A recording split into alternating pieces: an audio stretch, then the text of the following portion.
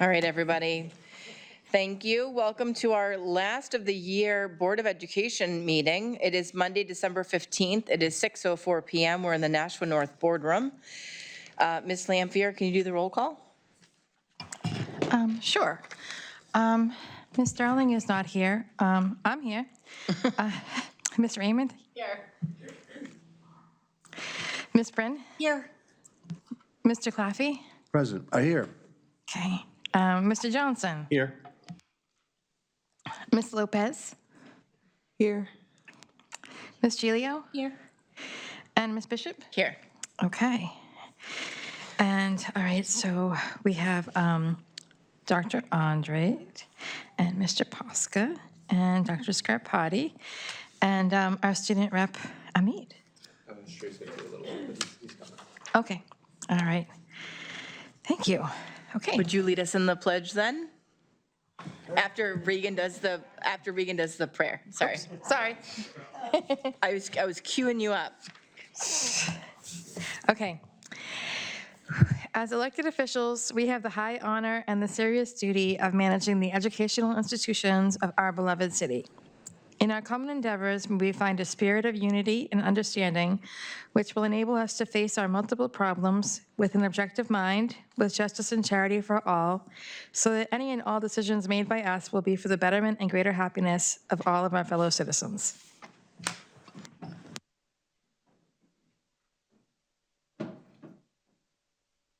Pledge allegiance to the flag of the United States of America and to the republic for which it stands, one nation, under God, indivisible, with liberty and justice for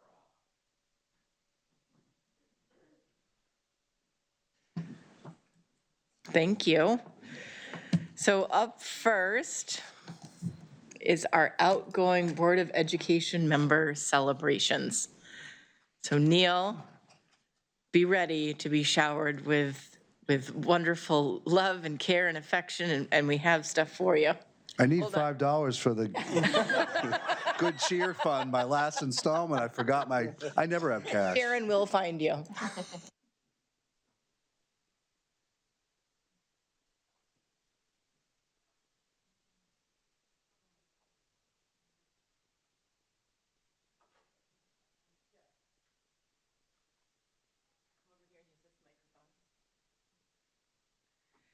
So, Mr. Claffey, we want to present to you this plaque for being on our Board of Education.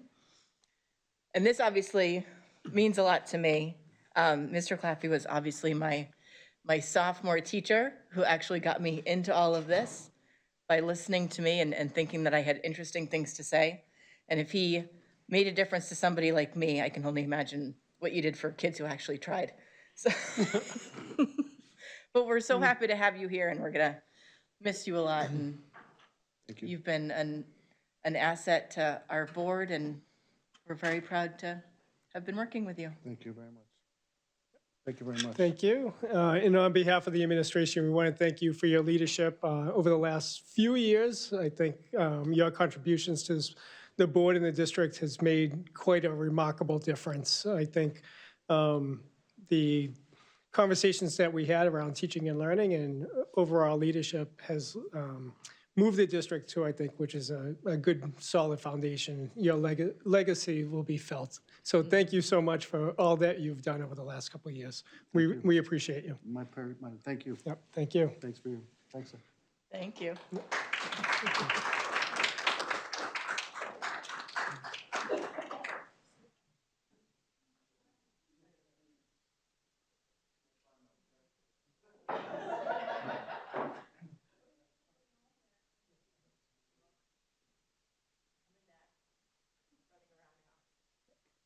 Our office. And then we'll bring up student representatives, Shrey and Sheikh.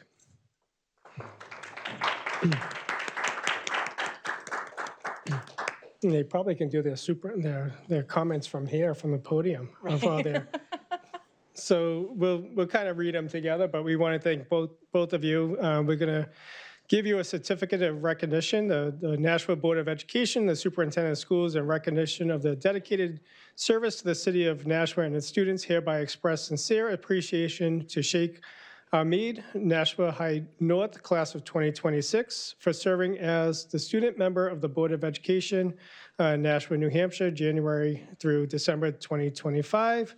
And then also this certificate of recognition recognizes Shrey Shah. So congratulations both. We really appreciated your work, not only on around this horseshoe, but you both were on our strategic plan and contributed to many other committees. So thank you for contributing the student voice and moving the district forward. Congratulations. This one. Congratulations.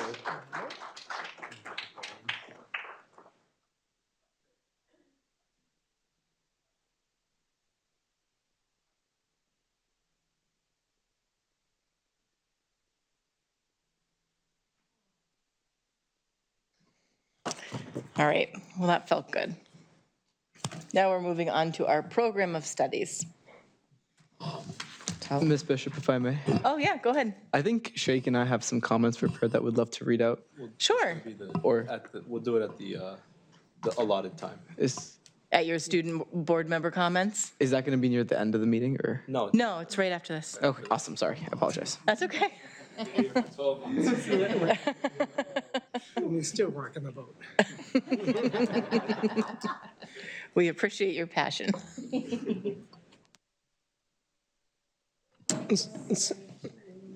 Yeah, so at this time, I'd like to call up Laurie Kutu, probably best at the microphone here, so we'll get one more chair. Laurie Kutu and Kate Marcotte from Directors of Guidance from North and South respectively, so to review the changes in the program of studies. So Laurie and Kate, do you want to introduce yourselves and lead us through these changes?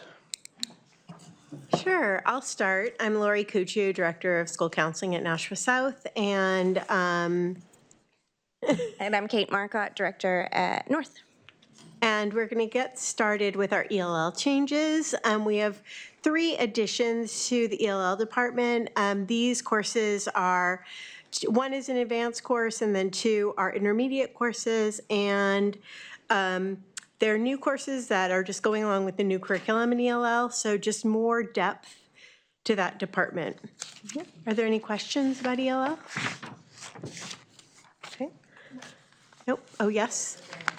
Thank you. I have a question. So all of the courses say grades 9 through 12. And so I'm curious about if any are prerequisites for the others, and how you decide like which student goes into which class, and if any particular student would take all 3 or if they would just take one of these. Yep, that's a very good question. So all of the placement is based on the students' WIDA scores, so that they take in February, and then we get the scores early spring.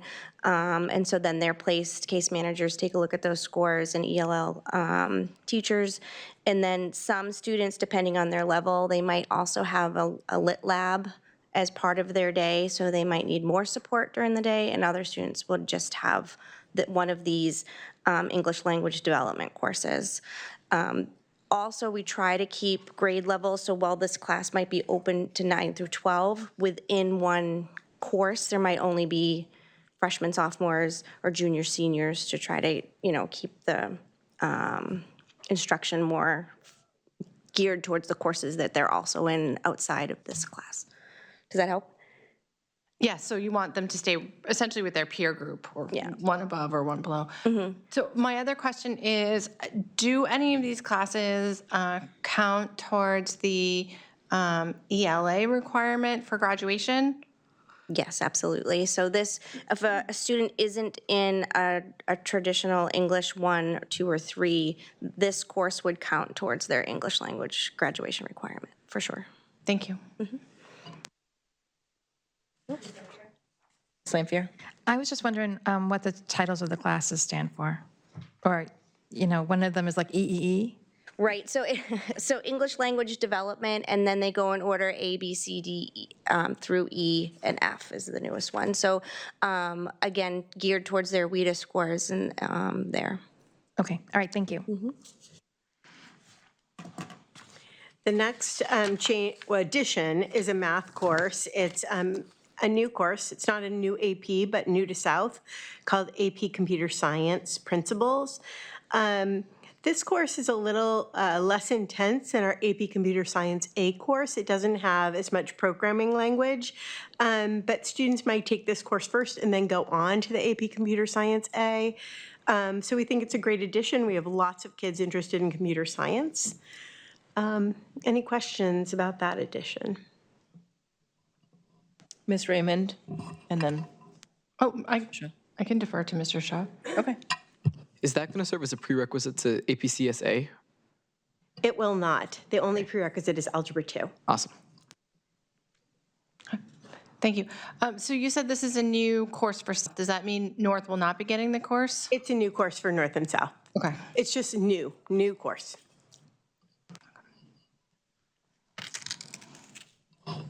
Go on. The next changes are in CTE, Nashua Technology Center. We have a lot of course name changes and description courses changes. So the first one being school-based enterprise, that's our school store, where students basically run all aspects of a small business working in our school store. The next is just a name change from marketing for fashion and retail to digital marketing. Then we have marketing for sports and entertainment. The name will be sports marketing. Computer networking 1, they're adding coding to the title, and also opening this up to grade 9 students. The same with computer networking coding 2. It's just an additional an additional addition to coding, and they're adding grade 10. So opening this up to younger students. And then digital and visual communication is going to be changed to graphic communication 1 and graphic communication 2. That course was previously offered at Nashua North. It's now coming to Nashua South for spacing issues.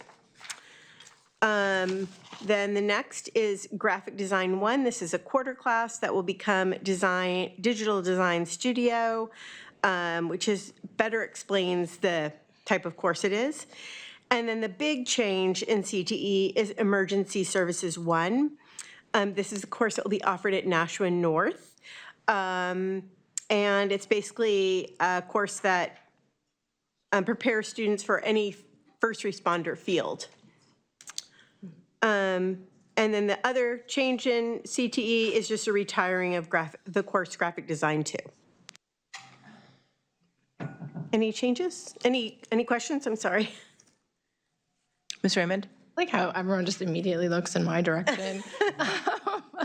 So for I'm really excited about the emergency services 1 course. I was talking to my sophomore today, and she was like, oh, I don't know. And then I was reading the description, and she was like, wow, that's really cool. That's something, she would even be interested in. And so my question is about whether this class meets any requirements for, say, somebody to get certified in CPR, or is there a certification if one wants to be an EMT? Does this, do kids leave with that? Does it get them well on their way? Is there a subsequent course of studies that they should be looking at? So that was a lot of questions. No, that's okay. So the hope is that there will be enough interest to have a second year down the road. And I do believe that students will get first aid and CPR certified out of this course. Okay. So, but it also, I think, serves a little bit as exploratory, so kids can understand the different first responder careers that. Yeah, and if I may, just a little background. Director Talbot has been working with the area police and fire chiefs, not only in Nashua, but Merrimack and surrounding communities to develop this course as a feeder system. So to make sure that when a student does graduate, they're right on the path to, if a student so chooses to be an EMT or go into the fire academy, that they have the right prerequisites to make that transition. So it'll be a nice feeder system into our emergency services in the area. Okay, and the other thing I noticed was it's grades 10 and 11, but not 12? It's a level 1 course, so usually that course would only be 10 and 11. And then the level 2 course that hasn't been proposed yet will be for grade level 12, So next or year, 11 and 12. next year, if there are seniors who are thinking that they want to go into criminal justice or they want to become EMTs, would they be allowed to take this course or no? No. Okay. Ms. Lampier? I was just wondering, all these classes, are you expecting to have just one class run for all of them, or are some of them set up to have like 2 or 3 different classes of kids or more? It depends on enrollment and how many, and teachers, right? So it's probably going to be 1 class to 2 to start. And then the next year, if we build in emergency services 2, we'd have, teachers can only teach 6 courses total, so we'd build in a second year of the program. And that would be the 6 classes, because they're full year classes. Is there probably only one class for all of these CTE classes here? Or some of them have more? They're level 1 and 2, so they're usually 2 courses to finish a CTE program. Okay, all right, thank you. Ms. Raymond? Did you say it's a full year class, so it's both semesters? Yes, that's correct. Oh, wow. So this is a pretty significant investment of time and effort, like an AP course. Yes. Okay, seeing no other questions, continue on. Thank you. Okay, thank you. The next changes are to social studies. Some of these changes are due to the Ed 306 changes. So the first change is civics is changing to U.S. and New Hampshire government. It's going to be a 1-credit course. This is, again, to fulfill the requirements from the state. The next change is just a description and term length change in AP US European history. They're changing this course as a semester course. I think this is to get interest of students. It's really hard to cram full year courses into a block schedule. So to shorten this class a little bit will hopefully help boost enrollment. The next change is an Ed 306 change, changing U.S. history to U.S. and New Hampshire history. And that's it for social studies. Any questions for that? For civics, I know civics is a quarter class, I believe. Is that being changed to a semester-long required? No, it's going to be a quarter class that earns 1 credit. Oh, wow, okay. When it will also encompass the civics test, so that's all part of that, the graduation requirement there too. Yeah, that was going to be my question, that do both of the U.S. and New Hampshire history and the U.S. and New Hampshire government cover the civics test, or only U.S. and New Hampshire government? Only government. So every student must take this class in order to graduate? Yes, Starting, both classes. I think next year or the year after, right? Yeah, starting with the current 8th graders, that will be a requirement. But it's going into the program of studies now so that they can read, know their requirements.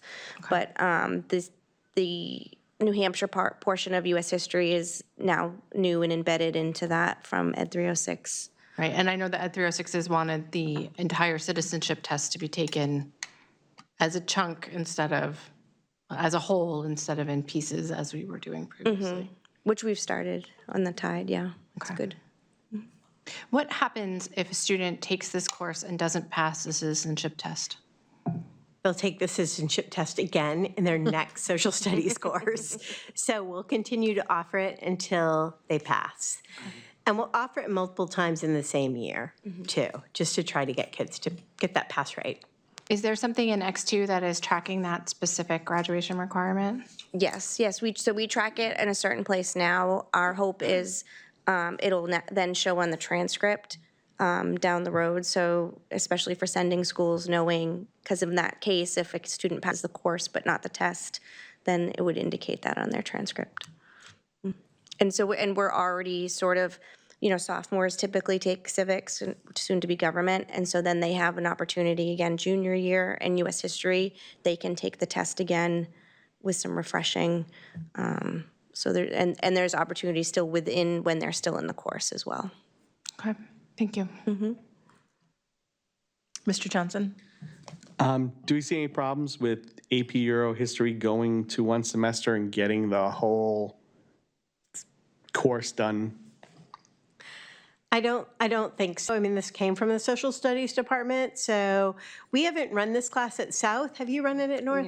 We haven't run it. I think we're trying to boost enrollment in this course, and hoping that changing it to a semester will help kids find room in their schedule to take it. My son took it and he graduated in '24 and there was 3 kids in the class. But it was his favorite class, so. The next change is a world language change. It's our last change. It's just a name and description change. Spanish for Heritage Speakers 2. This is a course for students who are Spanish speakers, obviously. It's changing to Spanish for 21st century careers. Any questions about that? Ms. Bishop? Go ahead. I just want to thank Ms.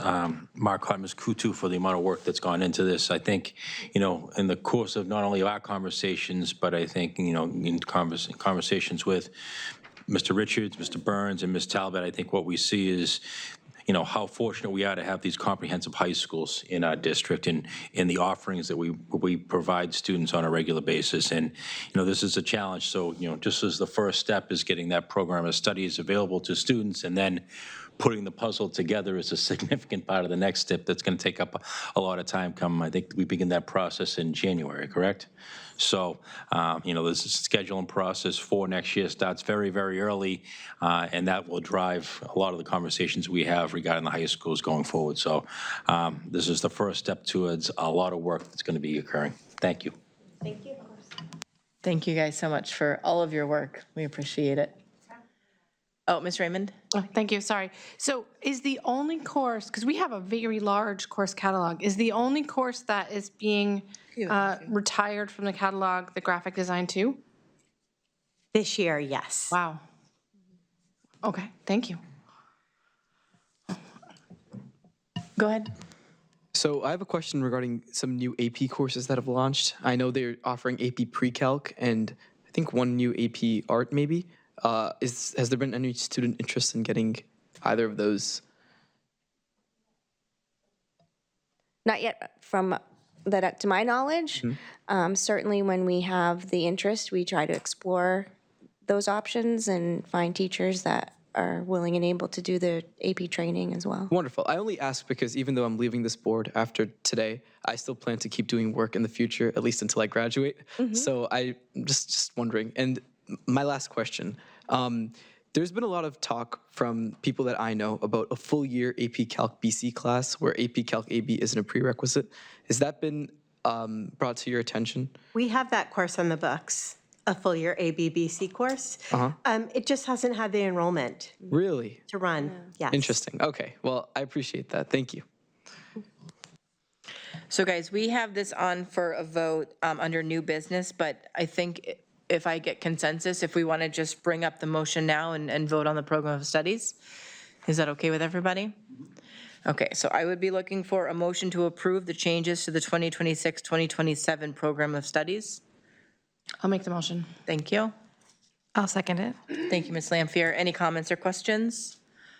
Seeing none, all those in favor of approving the 2026-27 program of studies, say aye. Aye. Any opposed? Motion passes. Thank you guys for everything you've done. Thank you. Okay.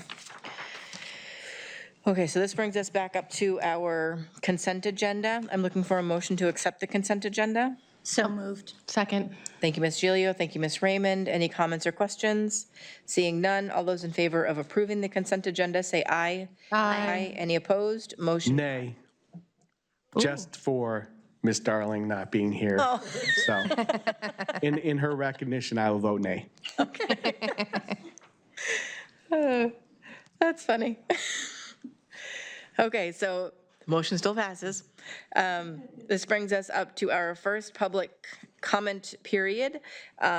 Ms. Raymond, do you mind giving me the sheet? That's adorable. Christmas flamingo. Okay. First person, Gary Hoffman.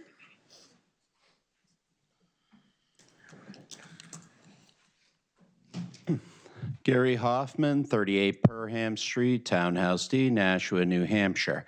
I'm speaking on the new business item that says recommendation to approve the agreement between the Nashua Board of Education and the Nashua Teachers Union, Unit E, Interpreters and Deaf and Hard of Hearing, and Unit F, Family Engagement Coordinators, dated July 1st, 2025 through June 30th, 2028.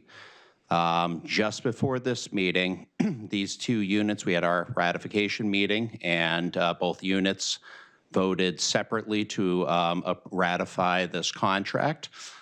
So I'm here to advocate on behalf of both of these units for unanimous passage by this board. It's been a long journey, and we began these negotiations back in May, but in fact, the sign language group voted to first unionize way back in April of 2024. The Nashua Teachers Union has never negotiated a contract like this. It's actually master bargaining. We have two units in one contract. And I've never been part of a negotiating team that's negotiated a contract from scratch. We had nothing to build with. And so it was really a collaboration between the Board of Education negotiating team and the union negotiating team to really make this happen. It's a 3-year agreement. A lot of the things in it simply memorialize a lot of the protections our other units have. We now have a formal grievance procedure. We now have step schedules for both units that honor years of experience. They have just cause protections, work year and work day language, progressive discipline, a lot of the things that other NTU members take for granted.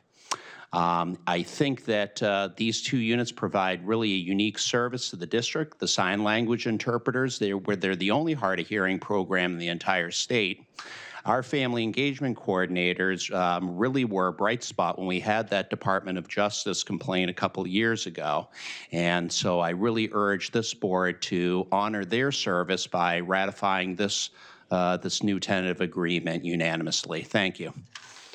Thank you. Next up, Marcia Jones.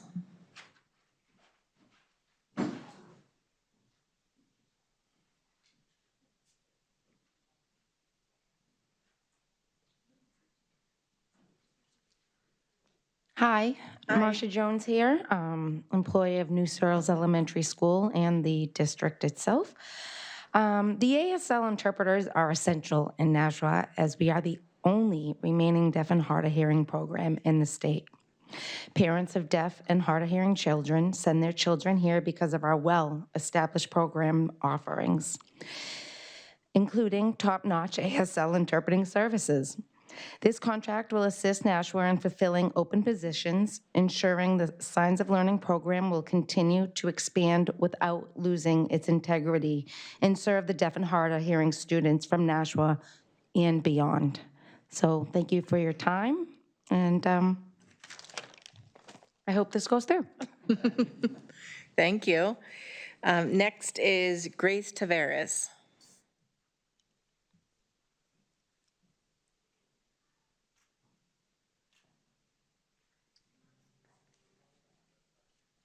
Hi, I'm Grace Tavares. I work at the Dr. Chris Elementary School. I've been there like 15 years. I'm part of the Family Engagement Coordinators. We used to be homeschool coordinators. They changed our title last year. We really service the community, whether their families are immigrants or American citizens. We are working with the community agencies, with our families, whether they need interpreting, whatever their needs may be. We really work hard with our families to make them successful, the children, the teachers. It's a great networking opportunity, and I feel like we make a big impact with our families. And also, like Gary mentioned, with the DOJ suit that we had, they really focused on that our family engagement unit really outshined and showed what we do for the community. So I really believe this is important. We're one of the last units of employees for the district to be unionized, so I think that speaks volumes also. We're also a very small group. We're under 30 people between the two of us, and we really are impactful. We work every day, we're out there, and we make an impact, and it's an important impact for what we do. So I really hope that you give this some consideration and approve it, and thank you. Thank you. There you go. So this brings us up to our superintendent's comments, so I will hand the floor over to Dr. Andrade. Thank you. As we enter the holiday season, our schools are alive with celebration and connections. Many have already hosted holiday concerts that highlight the talents of our students and the dedication of our educators. Powerful reminders that learning thrives when students feel seen, supported, and inspired. Additionally, our Fairgrounds Middle School Select Choir gave a beautiful performance at the Granite Statesman Christmas Show this past week. If you had not had the opportunity to attend, there is still some time to catch the SALT performance on Tuesday evening in North on Thursday. Quite remarkable shows. This past Friday, members of the Board of Education and Board of Aldermen joined the district administration in visiting New Searles Elementary School, where we saw Signs of Learning classroom, Fairgrounds Elementary, McCarthy Middle School, and Nashua High School North. These visits brought our Gateway to Opportunity vision to life. We saw strong Tier 1 instruction, meaningful student engagement, and safe, welcoming environments where students and adults are working together to ensure every learner has access to high-quality opportunities. This Saturday will also mark a historic back-to-back home ice hockey games for our district. Another example how extracurricular experiences building belonging, pride, and community connection for our students. As we look ahead to our budget season, our work remains grounded in strategy. We are collaborating closely with the building administrators and directors to ensure next year's proposed budget reflects our shared priorities. Investing in excellent instruction, supporting student well-being, expanding pathways and opportunities for our learners. We look forward to engaging the board and the community in these important discussions. I also want to take a moment to recognize Assistant Superintendent Matt Posca, who has just recently been named the Wilmington, Mass. Superintendent starting July 1st. It's a little bittersweet, but Matt's dedication to the district and leadership over the last 4+ years has truly been remarkable. He is deserving of this recognition, and we wish him great success. And we'll take him into the parking lot later. But really proud of him and really happy to have him on the team for the last couple of years. I've learned a lot from him, and our community is really thankful. And lastly, please join me in thanking our staff for their daily commitment to opening doors and creating opportunities for our students across Nashua. I wish our entire community a joyful, restful, and happy holiday season. Thank you. Thank you. I'll start over here with board response with Ms. Raymond. Thank you. I have two things. One, I'll go backwards. I'm so pleased for you, Mr. Posca. I'm really, really sad for us. I've really enjoyed working with you, and I am envious of Wilmington. So congratulations, and I hope you enjoy your shorter commute in 7 months. And we'll see what happens to policy in the meantime. And the other thing is I wanted to really thank Superintendent Andrade and all of the principals and staff at the schools on Friday. I really appreciate the opportunity to get into the schools in a way that is not disruptive to students, to really see what's happening in the schools. And I felt like all of our visits were not staged. It felt very natural. The students were doing what the students do. The teachers were doing what they do. And it was really fabulous to have, especially at Fairgrounds Elementary, where they had a couple of students be our ambassadors for the day. and have that student perspective of what they thought was most important. And interestingly, what the two students wanted to show us first was the family engagement coordinator, and tell us all of the work that the family engagement coordinator at Fairgrounds had done for them personally and what a difference they had made in their lives. And I just thought that was a really positive way to start the day. And so thank you for including both the board, and we had some aldermen. And I think it's really helpful. So I hope we do it again in the spring with more buildings. Ms. Prin? I want to echo what Ms. Raymond said.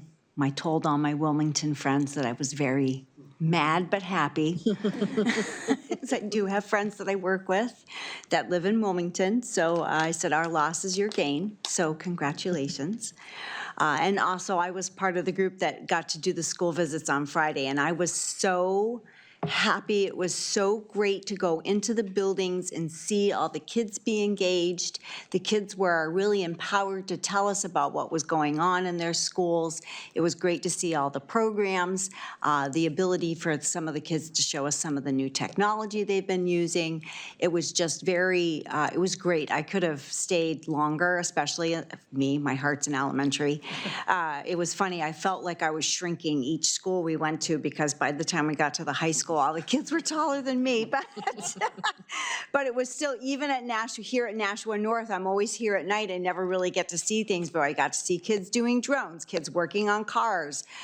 It was amazing to see the work that's being done in all of the buildings and by all of the teachers. And the last thing I'm going to say is, teachers, you can get through this week. You can do it. You can do this. You got one more week until vacation. Mr. Claffey? Mr. Posca, it's been a pleasure working with you, and they're lucky to have you. Mr. Johnson? I mean, I'll say the same thing everyone else has. It's been a pleasure to work with Mr. Posca for these past 2 years. He's really been an asset, and he will be missed a lot. It's been great working with you. And also, the hockey, very excited. The girls played this weekend, so I'm really excited to see girls hockey at the high school level. Ms. Gilio? Thank you again to Mr. Posca. I've enjoyed working with you, and you will be missed. I also want to thank Dr. Andrade and all of the people who made our visit Friday to the school so successful. It's one thing to sit here in this room, but it's a totally different thing to be able to immerse ourselves in the classrooms and see what the staff and the students are doing. And I think the more times we can do that, the happier I'll be. Thank you. Ms. Lopez? I want to copy everything that's been said. Thank you, Mr. Posca, for everything that you've done. Thank you so much. I hear you're the glue that holds a lot of things together. Thank you for doing everything that you've done in policy over the last couple of years. I know that I'm new, but thank you. The bus tour was awesome, and I just want to take the time to say Merry Christmas to all the students, staff, families represented by the Nashua Public School District. Merry Christmas and Happy New Year. We'll see you in the new year. Ms. Lampier? Congrats, Mr. Posca. You are going to be here until June, right? Okay, good, all right. I didn't get to go on the bus ride, unfortunately, so don't get to say anything about that. I'm really glad I got to hear all you guys talk about it, though. All right, that's it. So how long do we have to ruin your life? 6 more months? So much for the Irish goodbye, I guess, huh? That's not happening around here. No, it really is a testament to district office when people are able to step into bigger and larger positions. So you're going into a new school district and expanding your wings, I think, really highlights how well our district office is working and how well we work as a team and we encourage growth, and we're really happy for you. And the bus tour was fantastic. Thank you for putting that together. I have to say, you're wrong about the cell phones. I didn't see any kid on a cell phone at all. So I don't know what you're talking about. I saw lots. I didn't see any. Because I'm at a lower level. Oh, was I like this? Was my nose in the air? I saw it. But I thought it was really cool. I saw a lot of engaged kids and took my. Anyway, never mind. All right, so this brings us up to our student board member comments. So you guys go first. I don't remember where you guys are in the order, so I'll let you guys figure it out. Good evening, everyone. In the name of God, the most gracious, the most merciful. I say this before almost everything I do. It is a key part of my religion and who I am. And if at this point you haven't realized where I'm going with this, let me tell you now. It was Shrey and I's first meeting, I think, don't quote me on that, and there were concerns regarding the prayer that was said before every meeting officially commenced. You could say we were thrown right into the fire. As a somewhat controversial topic, I was hesitant to share my opinion. I'm sure Shrey was as well, but I did, and Shrey did too. And I'm glad that I did so because you guys listened. You guys showed us that we weren't just some students seated there to make the board look inclusive, but genuinely interested and concerned about the viewpoints of the student body. From the prayer to the opening statement. It was our first, as I remember, again, don't quote me on this, meeting, and our views had already contributed to the change. From the new track for North, the strategic implementation plan, in what I think most students view as oppressive cell phone policy, the budget, and many other things, you have made clear that Shrey's and my viewpoints matter. It's because of this that I feel so optimistic about the future of this district. The next student rep for North has been elected as of last week. I have been told that she is a sophomore named Aliyah Saad. Aliyah, I wish you the best of luck in your role. Don't forget that your viewpoint matters. And with that, I'll hand it off to Shrey. Hello, everyone. I don't have prepared remarks like Shake, but I usually don't. Throughout my experience on the board, I've learned a lot of different things. And I'd say the first thing I learned was the importance of names. I came onto the board in January, and I didn't know the name of Dr. Andrade, or as I called him then, Mr. Andrade. But after that, I've definitely learned his name, and I've learned a lot more names. I mean, just looking in the audience, I see Mr. Hoffman, Mr. Smith, I see Mr. Posca, who I've worked with a lot. She's not here today, but I've worked a lot with Mr. Gray, and obviously every one of us on the board. I appreciate you guys for always taking the time to listen to what I have to say and having a conversation with me. I think I came on this board and I didn't know anything. I was very inexperienced and I didn't know how things really worked in the realm of school board politics. And I mean, still, today, I didn't even know when I was supposed to speak. But I appreciate you guys being patient with me and holding my hand as I learned more and more on this journey. This has really been a true experience. I've really enjoyed working with every one of you, especially on the cell phone policy, which I'd love to admit that I was wrong, and it's really working well. So anyways, I want to say thank you to every one of you for making this the experience it has been for me. Handshake. Thank you.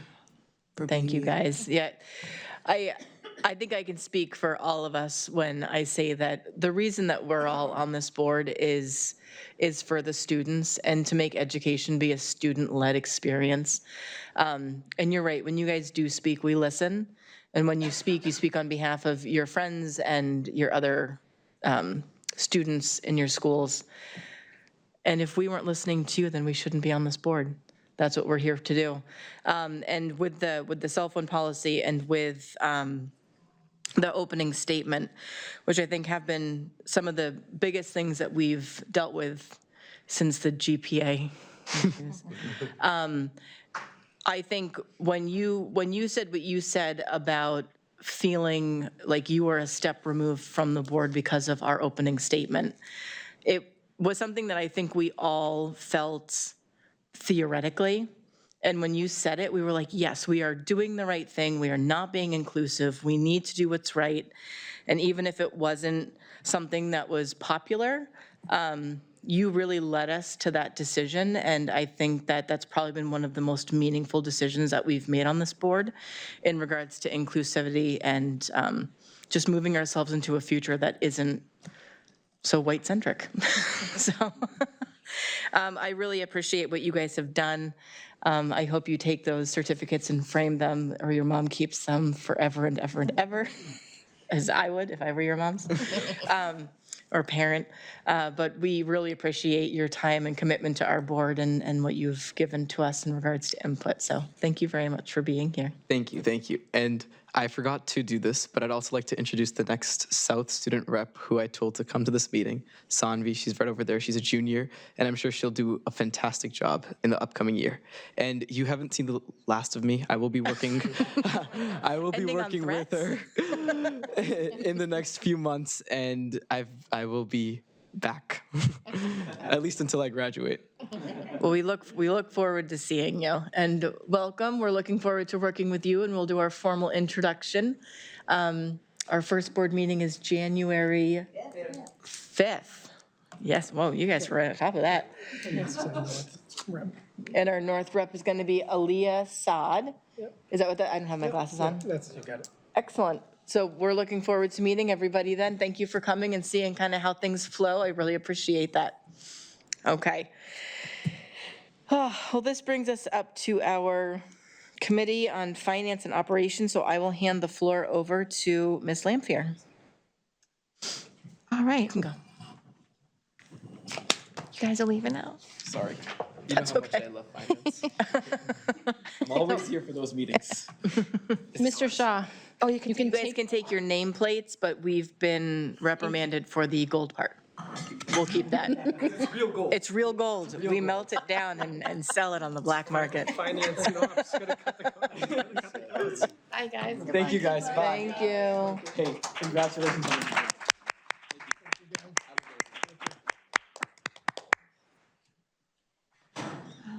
Okay, so the first motion I can't speak to. Maybe Mr. Smith could talk a little bit about it. Which one's the first one? It's the electrical supply stuff. It's a recommendation to approve the RFP for the electrical supply. Oh, okay. I don't think I Thank you. gave Mr. Smith an updated agenda. I skipped, well, Mr. Baus was sitting there and he was leaving, so I left it. I didn't give him one. I brought this one with me. It's probably the Do you old want to, one. No, I'm up to date. Thank you very much. Sorry, I didn't mean to put you on the Evening. spot. So we, our electrical supply contract ran out in November. There were still some meter readings that took place in November. Realizing that, we put an RFP out for our renewed electrical service. Towards the end of November, it was, companies were supposed to tell us, okay, this is, we were interested and this is how much we think it'll be. And then today they had to provide a final price. We only received 2 responses, which frankly surprised me a bit. We probably reached out personally to 8 companies, and it was on the district's or the city's board for at least a couple of weeks. But we ended up with 2. They're both good companies. I've heard of both of them. One was Direct Energy, the other one's Aspen Energy. So the results of the RFP are on the, I handed this out earlier tonight. On the back of that page, and the lowest rate is 36 months at 10.338 cents a kilowatt hour. You can go for a shorter amount of time, and it's a bit of a gamble because you don't know if the rate's going to go up or down. If you ever look at the stock market, it's all over the place. We are currently only paying 7 cents a kilowatt hour for the majority of our schools. Where we have solar, because we get a small rebate back from Eversource, it's a higher rate, and they're currently 11 cents plus per kilowatt hour. So it's quite a hike, and if you do the math, that's 47% increase. And our budget for this year is 2.1 million. So just round math in my head, it's almost half, and that's another $1 million potentially that we'll be paying electrical costs. So it's not good news, but it's, at least we did it competitively. We think we have a good fair market price at this point. And my recommendation is go with Aspen Energy for 3 years at the rate of 10.338 cents per kilowatt hour. Oh, okay, let me make the motion. The motion is to award the contract for electrical supply to Aspen Energy. Second. Thank you. Comments or questions, Ms. Raymond? Hi, thank you, Mr. Smith. I seem to recall in the distant past, and I don't remember how many years ago, there was some sort of energy saver program for school districts or something. Is that not something that exists anymore? I know New Hampshire has not been great about energy rates over the last, say, 5 years. But I seem to recall in the past, like we had EEI come and do all the lights and stuff, but then there was some other, I thought, electrical price discounting. There's a Smart Start program, which Eversource ran. Maybe that's what I was thinking That's of. if you wanted to change out your lights, like as we did from fluorescence to LED, that sort of thing. So it was project by project. And we only did it because there was a reasonable payback period of 5 or 6 years. And that is no longer offered, to my knowledge. The other thing we're looking at is the city of Nashua had its own, what you call it, a consortium for electrical power, and a lot of homeowners could take advantage of that as well. That ends this coming month. And I believe those rates in August were higher than Eversource's rates. Okay. I appreciate your diligence on this. I just think energy costs are through the roof, and our state is allowing it to happen. If I could, when we got the 7 cents, it was right at the dip, and we caught it perfectly. Because within a month or so later, it started to shoot up. So we're very fortunate to have that contract for 3 years. And we're not seeing a huge discount or cost saving. It doesn't feel like we're seeing a huge cost savings with the solar. I'll report to you probably next month on that. Okay. The last time I did it, it was for the schools that have it, and there's only 4 of them, it's about 25% of the bill. So it's a reasonable amount that we're saving. That's after paying, because it's basically, it's a lease purchase sort of thing. We're on it for 20 years for each of those schools. And the 25% includes what we have to pay that company. So it's been a good deal for us, and it would be a better deal if the city could just purchase the solar fields outright, because then we would reap all the benefit right away. As it stands right now, when we have a school, I'll talk more about this next month, we have solar on a roof, we use about 50% of it. Yeah. The rest of it goes back onto the grid, and we get very little for it. So And I'm sure putting solar panels on all of the schools then becomes a roofing issue and maybe not as cost effective as I'd like it to be. There were also a lot of incentives, I don't know if it's state or federal, that reduce the cost of doing that. And I think they've slowly but surely been eroded away. And it may not make economic sense at this point to continue with it. Yeah. Okay, that's too bad. Any other comments or questions? Okay. I have Lopez? just a small question. I thought that we had talked a little, it has not, it has to do with the electrical rates, but not with this. I know that we're going with this, but I thought that there was a program that we were applying for and for a couple of the schools, and it was about the electricity. It was outside of, like, so you apply for it, you don't know if you get it, but it was worth the try. We had a guy come in here and sit and talk to us about this. We've had EEI come in, and they've talked to us about ways we can save money. And that's actually what we did at the 2 high schools. Spent about $3.5 million per school. And the whole thought process at that point is, again, the savings would help pay for all the upgrades and the lighting and the machinery that we received. there is some savings also associated with that, not as much as the solar. I mean, so there's still things we can do. It's just getting harder and harder. The low-hanging fruit is kind of gone at this point. So there's no more programs or things that we can apply. This is 3 years, right? So in this next 3 years, what is our plan to keep it from going over and above? I'm talking programs, grants, these different programs that had came to us and talked to us about saving and making sure that we're doing that, because if going solar is no longer an issue and some of those other programs are depleting themselves or working themselves out, how can we do something about this? We're always on the lookout for programs like that, whether they're a handout or just a grant or something that we have to pay back. We can still look to reduce consumption in some of our schools by doing some of these small contracts like EEI did for us. So that's the one area I think we can still do a little bit more. Thank you so much. I know it's hard for everyone.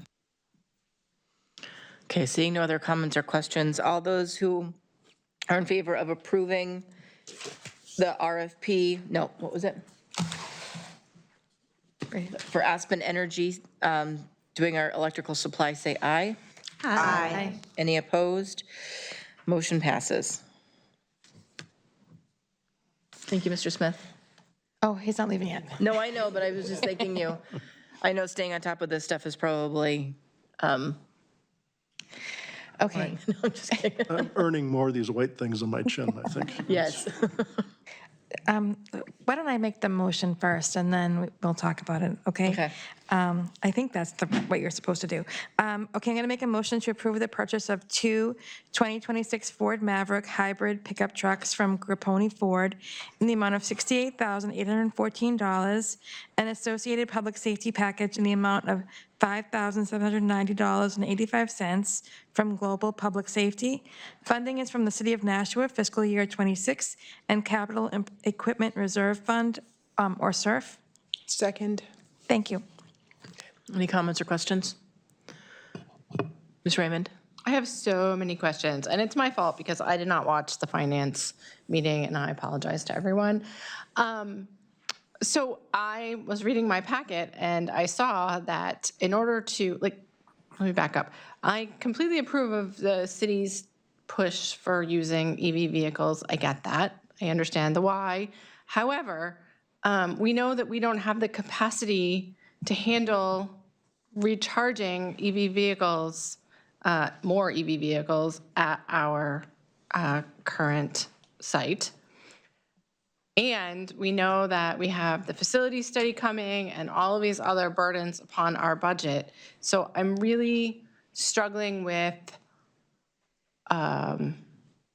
whether or not it's a good idea to then approve these vehicles and approve another $100,000 investment in order to charge these vehicles, as opposed to just buying gas-powered vehicles until we actually have $100,000 to improve the space. Does that make sense? Mm-hmm. And I'm sure you guys talked about that at Finance and Ops. I just need you to repeat it. Mr. Smith? So yes, the city was pushing for electrical vehicles.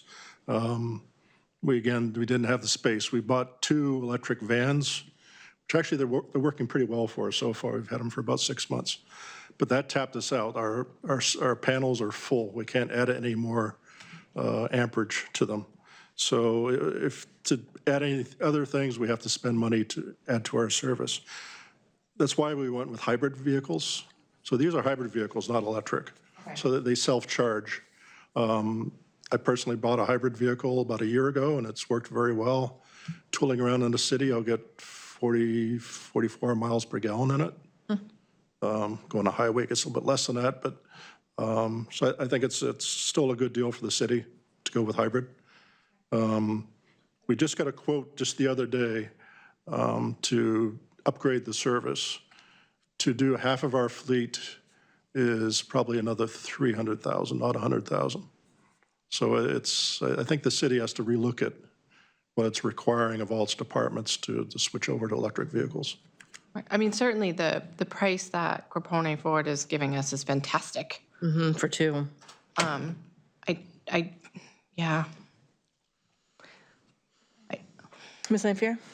Mr. Smith, if we don't get the new electrical panels to charge these, I mean, we can still use them, right? I mean, So if we these, have hybrid cars, then we can just put gas in them? you don't plug these in. They're Okay. hybrid, which that means is it runs on gas and battery power. So when you're driving them, it's charging the battery. Oh, okay. Unless you're doing 90 miles an hour, then it probably is not doing as well. But So that means that if we decide, when the other question of adding to our electrical power to do more vehicles, if we decide not to do it, it won't be, it won't be like, oh, you can't, you have to do this because we need it. We could go either way. they were pushing pretty hard for electric vehicles this time. So we invited them down to look at our facility and look at the plant, look at all the vehicles we have parked behind it, and they understood it right away. So I think it probably has to get back to the mayor's office that if you're going to push this, then there's a big investment you have to put in. And does that make sense? Okay, There has to be a return on investment for it to make sense, right? yeah. So at the end of the day, your recommendation is to go ahead with these and then have ongoing conversations with the city about next time we need something. Yes, which will be next year. Awesome. And then, okay, we just discussed how our electricity is going up 40,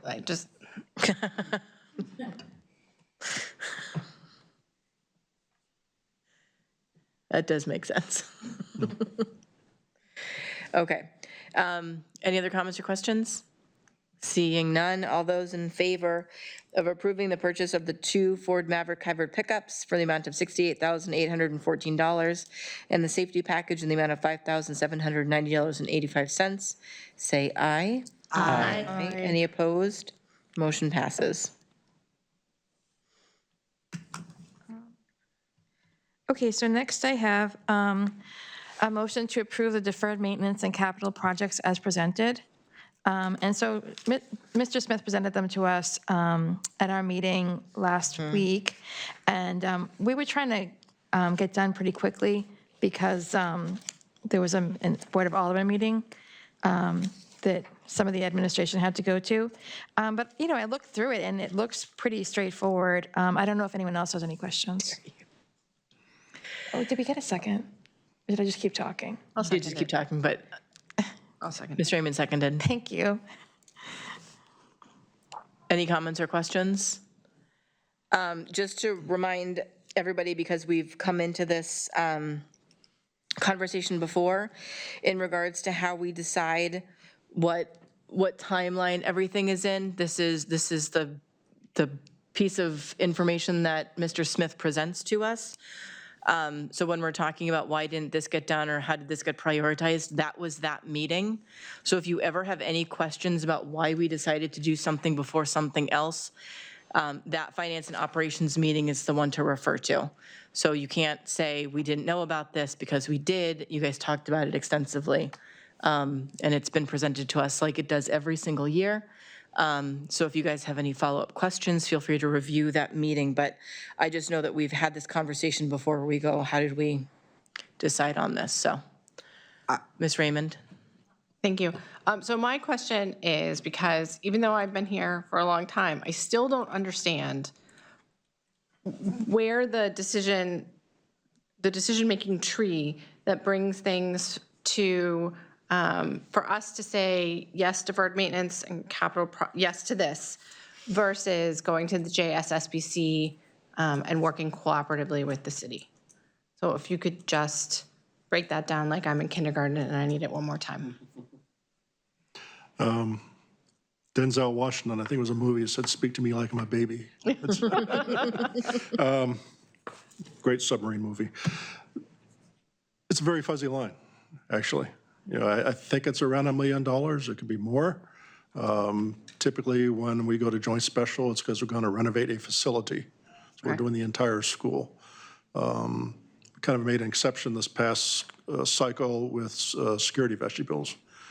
I mean, it ended up being a big ticket item, several $1 million anyway, so it's probably a logical place to put that. But $1 million projects, we do them ourselves all the time. Not all the time recently, but we have done them. And I mean, it's really a board decision, I think, of what they want to send a joint special. Okay. But it's typically when you do an entire facility. Ms. Lopez? So I was at the F&O meeting, and there was a little bit of question on whether this was a concrete line of how everything would absolutely happen, like things that are slated for 2026 or 27 could be moved up due to need. And then there was another assessment or something that was coming up right behind this one that we talked about at F&O. So I was just wondering, even though this is a guide, this is what we're getting for 2026-27 school year, that this is yet again just a guide. And there is already some other things in the works. So, yes, it's a guide. It can change. With this process this year, what changed for us, it's happened to be money that we already had in hand, but it was the fire alarm system at Bicentennial. I've been somewhat pushing to have a renovation for Bicentennial. There's 4 schools that we should be doing. I'd hope that we could limp through with that fire alarm system, but it's been dying on us, and we had to put a fair amount of effort into it just 2 weeks ago. I think it got to the superintendent level, but it wasn't we took care of it, so it wasn't a huge deal. But I strongly advise that we do that this coming summer, just replace the system. So that's the fire alarm panel. It's all the strobe lights you see in all the classrooms. It's the smoke detectors, heat detectors, all those things. And so that's a perfect example of something that's risen to the top, that maybe it was sitting back. I was actually hoping for it to be part of the renovation. But the city told us, okay, you've had enough money for a while, now we have to take care of the fire department, and I get it, the library has to be taken care of too. But there are schools, there's 4 schools that are about 30 years since they were last touched, and it's almost overdue. Dr. Andre? If I could just maybe rephrase Ms. Raymond's question a little, because we're at the Board of Aldermen, no, we're at some committee tomorrow night. So we have capital improvement projects that will be presenting to a subcommittee tomorrow night. Can you define, and maybe this is more of the question, the difference between a capital improvement project as opposed to what goes into deferred maintenance? So we typically get around $100,000 to $500,000 a year in deferred maintenance projects, which is a smaller amount. It might be painting or that kind of what's defined in deferred maintenance, as opposed to our presentations on to the city on capital improvement projects, which might be years past, like Stello's Field. Yes. So they've changed in the past year. They've said everything that's $100,000 or less goes into the operating budgets of every department. Used to be about 50,000, so that's kind of doubled within a past year or so. And then it gets, so we have these deferred maintenance lists, and they're typically smaller projects. They expect a lot of, we haven't talked about the facility master plan, expect that's going to change this list a fair amount. I think we've still identified the main things we have to do, but that will feed the system even more and add to the backlogs even more.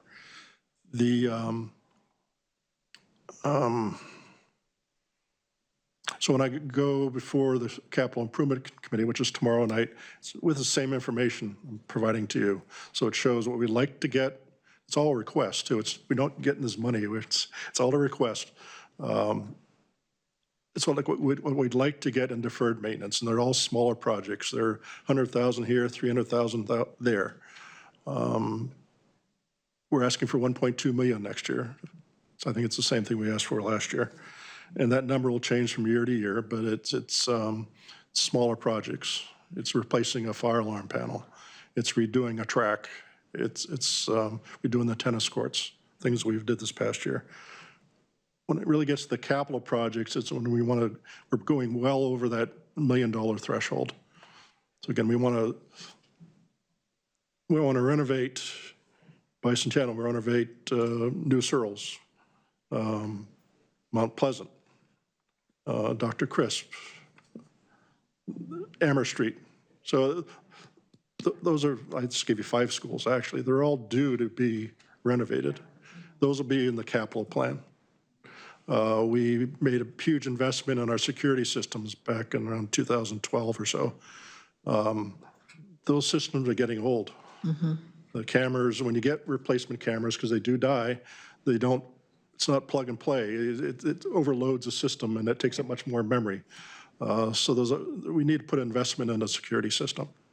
A couple of years ago, we were supposed to do Charlotte Ledge Fairgrounds, do dehumidification in those center wings. We had to make a hard decision because we changed our mind and did Main D and Birch Hill instead. We directed the funds that were going to go to those 3 schools to that school to finish the job, because otherwise we'll be well under budget. So I don't know if I answered the question thoroughly. No, you absolutely.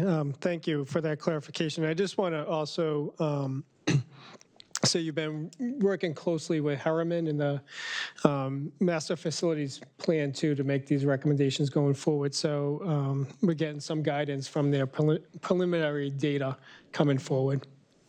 So thank you for all this hard work. And just one more follow-up, Mr. Smith. I've been a part of these meetings a lot over the last years. I feel like we typically ask about $1.2 million for the projects that are upcoming for the next year. I feel like last year we got a significant increase, but 350 of that needed to go towards the study. But you're typically asking for like $1.2 million and getting $100,000. Yes. So when we're making decisions about what needs to happen in school, it's where is the biggest bleeding coming from, wouldn't you say? Biggest bleeding coming from? I think so I'm most concerned right now about the roofs. We have a lot of roofs that are water bleeding. We put a lot of effort into them in the early aughts, 2000, 2005, 6. Those are all, usually it's a 20-year warranty that comes with it. A good rubber roof, we can probably get 30 years out of, as long as we maintain it and repair it. Bicentennial is at that point where it's 30 years. It's time. We're fighting leaks all the time. So tomorrow night, that's our top capital project, is to replace that roof. You all get to drive on the nice paved road coming into the North High School. Let's finish that job. We have to finish going around the loop, and we have 2 parking lots, one in front and back, plus the ancillary lots out around the fields. There's a lot of money there. So I feel like we'll end up with 300,000 again. Yes. After tomorrow. I think so too. Although I have been working closely with a certain alderman who happens to be on the budget committee and also very involved in capital improvement. And he's told us their plan is to increase us, maybe not this coming year, but the year after that, to maybe $2 million a year. So we are starting to make some inroads and making people recognize that 100,000 is not going to get it. No. So I think we're getting there. Yeah. Well, that'll be good. I think, staying on top of maintenance is always cheaper than fixing water problems that are in walls that we didn't know about for months at a time.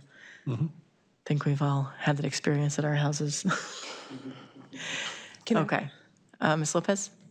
Just to follow up on the question and to realize what was said about moving some of these projects over to Joint School Special Committee, that's our responsibility as the board. So we literally could ask to even take them off of here and move them over to Joint Special and make a list over there. I sat in F&O and I thought about it, and I'm like, for the next couple years, we have schools that you're clearly telling us, and I've only been here for 2 years, right? So only 2 out of that 30 years, that these schools need to be taken care of. They need to be helped, they need to be supported. Some things are totally not safe, but we're stretching them through. We're making them happen, and that comes from your department. So I absolutely thank you for piecemealing and doing all that. But I really want to see us as a board do that, move these projects over to joint special and create a list over there to make sure that they get done. We cannot have this, I feel like we cannot keep doing it the same way. So I would like to see how the board feels about that. Just to speak to the funding issues with joint special. Yeah, I think just, and I know there's a joint special meeting coming up on Thursday. I think it's maybe tentative at this point. But I think it might be nice just for clarification there. It's important the projects going over to the joint special, there's a funding source already identified. So it's one thing to have the project, and we could say the bicentennial roof is going to go to joint special, but there also needs to be a funding source that goes with it. So if there's no money behind the project, then the joint special can't act on it. So again, we've been asking for a little clarification on the joint special roles and responsibilities and charge, but I think it's really important to ensure that there's a funding source for all the projects, whether it's at the Board of Education, the Board of Aldermen, or the joint special, that the money is going to follow the project. So I don't want, if it goes to the joint special, say any of these capital projects, and there's no funding for those projects, it does not go anywhere. So I just want to be clear. I still would like to put it to the board to see if that's what they would like to do with the projects, only because we have to ask for the projects and then they go out for the bonds and all that kind of stuff. I sit on that too. I'm not sure exactly how it works, whether there is money before it gets over there, or if it gets over there and then we say, okay, in 2027, as slated on the list we're looking at today, then we're gonna do it. We're still not talking about this year. My thing is making sure that there is a committee that is actually looking at the school replacements. So I would encourage you to look at policy FA, the long-range capital improvements planning, which highlights how we go from identified school projects to joint special. That may be helpful in understanding how we get to where we end up here. And there's also, is there another policy that I can point her in the direction of to better understand how we go from Board of Education requests to city requests? Is there a specific policy outside? I feel like, yeah, give you a couple minutes. And so I think that so tomorrow night's the first, when we approach the board and the subcommittee on, is there a funding source for the capital projects? And once that funding source comes, then it could be turned over to the joint special to manage the project. Okay, sorry, I was working on false information. I just thought that it was something that we could ask to be put over there. That's what I heard earlier, so I apologize. Like I said, and what policy did you say? Because I can look it up. FA, so what we would do is we would typically request as a board a bond for the Board of Aldermen to approve, and then once the Board of Aldermen approves that bond, then it comes back here and we vote it over to joint special. Before we decide the projects? Yeah, we have to get the funding first. Okay. Funding first. Okay. Seeing no other comments or questions, all those in favor of approving the deferred maintenance and capital projects as presented, say aye. Aye. Any opposed? Motion passes.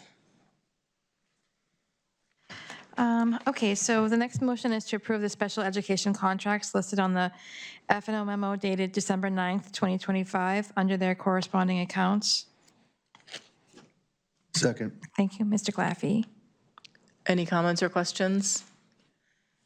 Seeing none, all those in favor of approving the special education contracts listed on the F&O memo dated December 9th. Under their corresponding accounts, say aye. Aye. Any opposed? Motion passes. And I think it's the last one. Ooh. Okay, I'm going to make a motion to approve the fiscal year 26 November transfer report. Second. Thank you. Any comments or questions in regards to the transfer report? Seeing none, all those in favor say aye. Aye. Aye. Any opposed? Motion passes. Okay.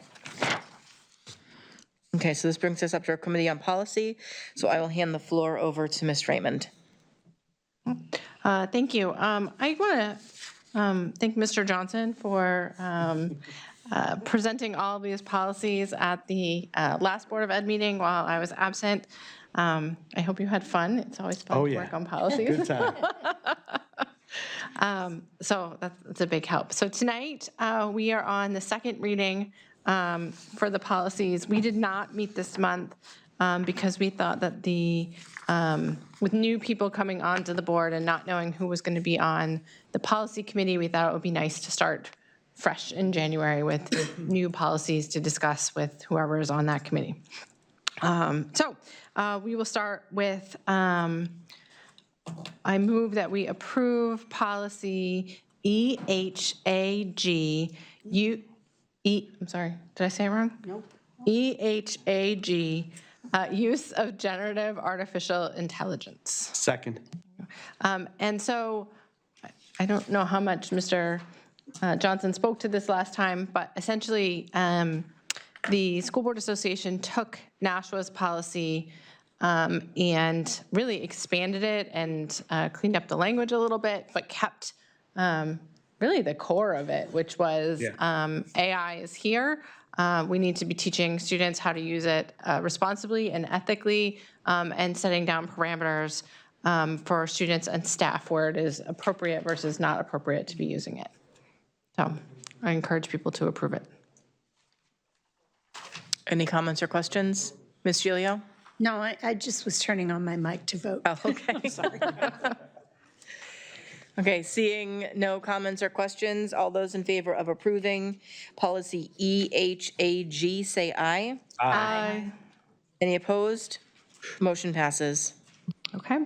And so I would like to move that we rescind policy IKL-R, which is ethical and responsible use of generative AI. Second. Thank you. And that is the original policy that Nashua has had for the last year, which is now being replaced with the new name, and it's going under the E policies instead of I. Okay.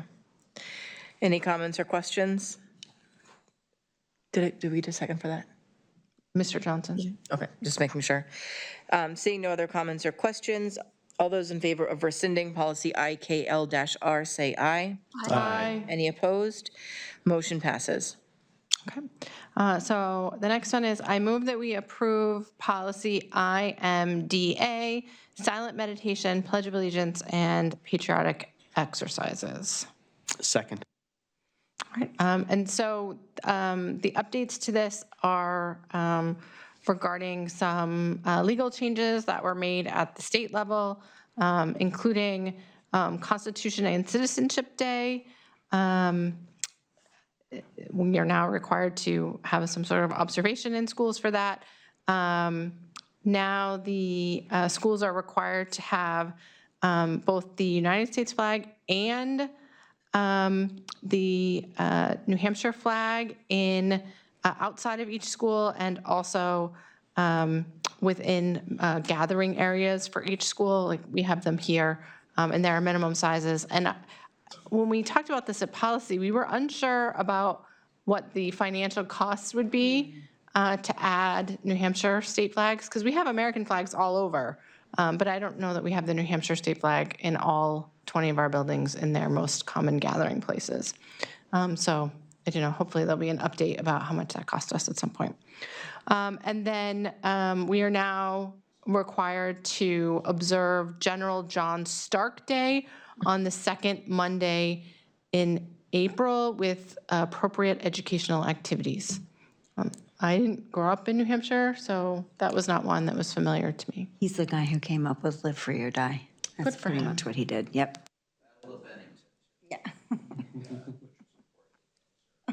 So it sounds like our resident social studies guru has ideas already about how we can have appropriate educational activities, which I'm guessing he's mentioned to his classes in the past. I'm sure. Did anybody else watch what was it, 10, 12 hours of the new Ken Burns American Revolution on Thanksgiving because they felt it was an appropriate thing to watch? I'm 4 hours I did. in. I heard it was Amazing. really, Just really wait, good. they get to General John Stark and they do the Battle of Bennington, which is where I was born, so I was a little, like to see that tower. That's like so exciting. See, I grew up in the South and we learned all Civil War history. Oh yeah, you're backwards. Yeah, so when I moved up here and it was all Revolutionary War history, I was like, whoa, this is amazing. So, right?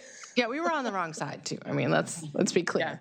Well, it was interesting. Just, I mean, this is totally an aside, and we don't need to be talking about this. But like the 2 first episodes were all like the New England stuff, which is what we grew up on. And it's like, why are we making a big deal about this? This is like we grew up learning all of these stories, and then you get further into it, you're like, oh, there's a lot more than just what Boston did. Try growing up in Lexington, Massachusetts. Oh yeah. Yeah. So anyway, we'll have a lot of stuff to pull from for General John Stark Day. So, okay, so any other comments or oh, no. Yeah. Any other comments or questions in regards to policy IMDA? Seeing none, all those in favor of approving policy IMDA, say aye. Aye. Any opposed? Motion passes. Okay, I move that we approve policy JLCAA, toilet training and diapering. Second. Thank you. Do you want to review it a little bit? Sure. So this is a Nashua policy. Other districts do have this policy. We had a list of the districts during policy committee, but I don't remember who they are. Just that other districts do have similar policies. And basically the policy is saying that for students who do not have developmental delays or other disabilities or IEPs or 504s, when they enter into school, they should be toilet trained before attending school. And we obviously have the expectation that young children will have toileting accidents. That's developmentally normal for quite some time in the elementary years. However, the expectation would be that they would be toilet trained and that would not be the normal course of events, that they would need assistance in the bathroom. And then the rest of the policy goes on to say that in the event where a child does need assistance with toileting, there has to be an adult to help and a second adult nearby for the safety of both the child and the adults involved, and that if necessary, the district staff will call parents if it becomes necessary so that they can come and get their children. Yeah, and at our last meeting, we had some pushback on having a this, discussion. On this policy. Ms. Lampier? Should it have gone back to policy? Like, is this one that Yeah, we I should believe hold over? this should be held over to our next policy meeting. We talked about it. That was the impression I got. I was surprised to see Yes. it back on the list. I apologize. That's okay. I have been distracted by personal issues and I have not been paying attention. Do you guys want me to talk about it again? I think we'll put it to policy again in January before Okay. reintroducing it, since a lot of the comments were from the last meeting. I will watch that meeting prior to policy so that I have notes. It's okay that you didn't get to see it. You had a lot of stuff going on. Yeah, I apologize. So I try to catch it on YouTube if I miss it so that I'm prepared. So I rescind my motion and we will, in fact, not start fresh in January. We will start fresh with this one in January for whomever is on policy. Mr. Posca will be in charge of that. Okay. And then the last one I have is I move that we approve JLCF, the wellness policy. Second. Thank you, Mr. Johnson. And this policy has a number of updates, some language updates, couple of legal updates at the end, and the links have been updated.